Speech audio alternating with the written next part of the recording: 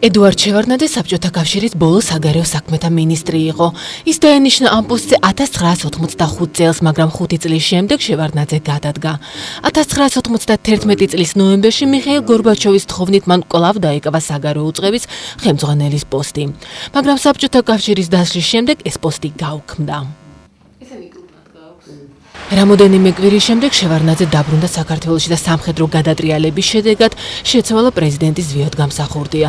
ის გახდა უზენაესი საბჭოს თავმჯდომარე და შემდეგ 1995 წელს ქვეყნის პრეზიდენტი. 2000 წლის 2 აპრილს ის აირჩიეს მეორე საპრეზიდენტო ვადით. 2003 წლის 2 ნოემბერს საქართველოში ჩატარდა საპარლამენტო არჩევნები. მათ საეჭვო შედეგები გახდა ვარდების რევოლუციის მიზეზი. ამის შემდეგ 2003 წლის 23 ნოემბერს შევარდნაძე გადადგა. გადადგომის შემდეგ მან გამოაქვეყნა თავისი მემუარები „ფიქრი წარსულსა და მომავალზე“, წიგნი, რომელშიც მან აღწერა საქართველოს თანამედროვე ისტორიის ყველაზე მნიშვნელოვანი მოვლენები, განსაკუთრებით კი რუსეთ-საქართველოს ურთიერთობები.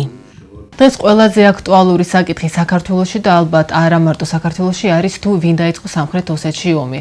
თქვენ რას ფიქრობთ ამ საკითხზე? არის საერთაშორისო კომისია ევროკავშირის მიერ შექმნილი, რომელსაც დეტალიანი ხელმძღვანელობს, რომელსაც უნდა გამოიკლიოს როგორ დაიწყო ომი, ვინ დაიწყო, ვინ არის დამნაშავე და ვინ არის მართალი. ეხლა მე რომ წინასა რაღაც დასკვნები გავაკეთო, ალბათ სწორი არ ვიქნები. მაინც ვფიქრობ, რომ პირველი ჩვენ შევედით ცხინვალში და მას მოყვა ვალდელი უბედურება. ჩემი ფიქრია. მე ასე ვფიქრობ, რომ უფრო მეტად ჩვენ წამოვიგეთ ამ პროვოკაციაზე. რუსები ელოდნენ, რომ ჩვენ შევიდოდით ცხინვალში და ეს ანკესი გადმოგვიგდეს. ჩვენ წამოვიგეთ ამ ანგარზე. ცხინვალში არ უნდა შევსულიყავით. ეს ყოველგვარი საბედისმეტო შეცდომა და ძალიან ძვირად დაგვიждდეს ყველაფერი. ამას მოყვა მე მთელი საქართველოს ოკუპაცია. საომარი მოქმედება არ იყო ერთადერთი ვარიანტი.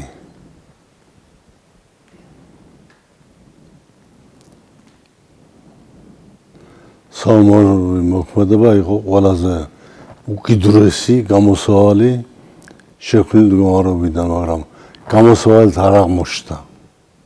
ორთავე ქვეყნისთვის არის ძალიან მძიმე შედეგის მომტანი,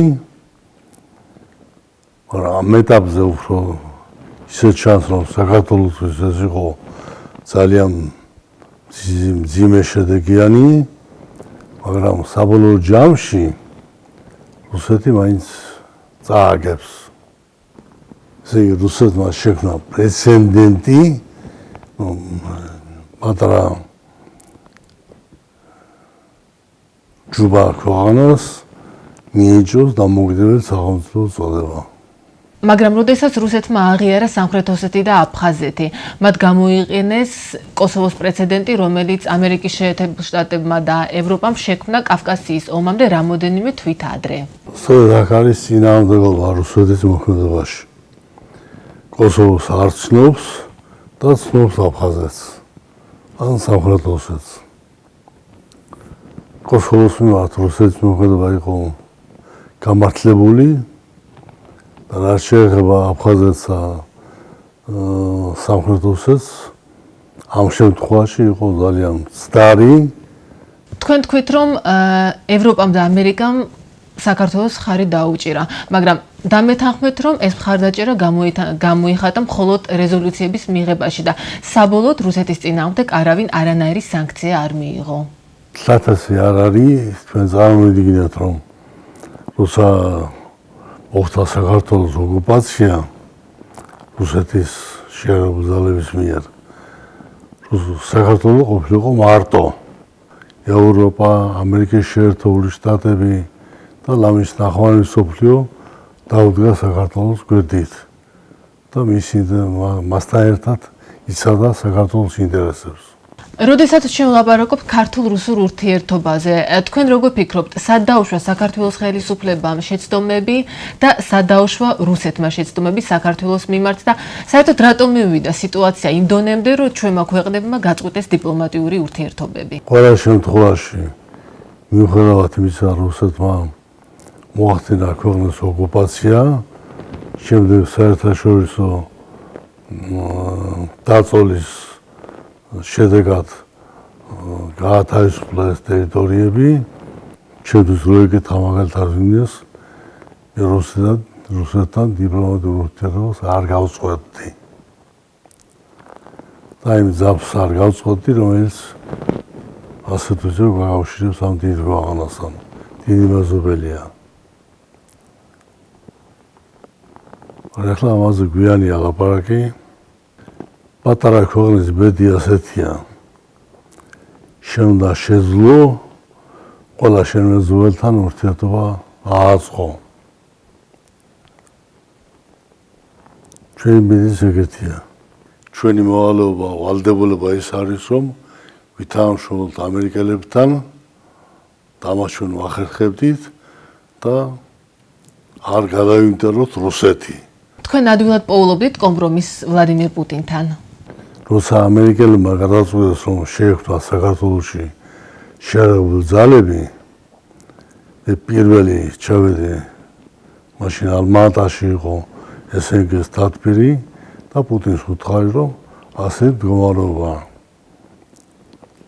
ამერიკელებს აქვს გარკვეული შესაძლებლობა, რომ შექმნან დაგვეხმარონ შეერაგებული ძალების შექმნაში და მე ვფიქრობდი, რომ პირველი მე უნდა მეთქვა პუტინისთვის. პუტინი მეუბნება, ჩვენს მოგეხმარებოდითო. ესე იგი ჩვენს მზად ვიყავით საქართველოს შეგვექმნა საქართველოსთვის შეერაგებული ძალები.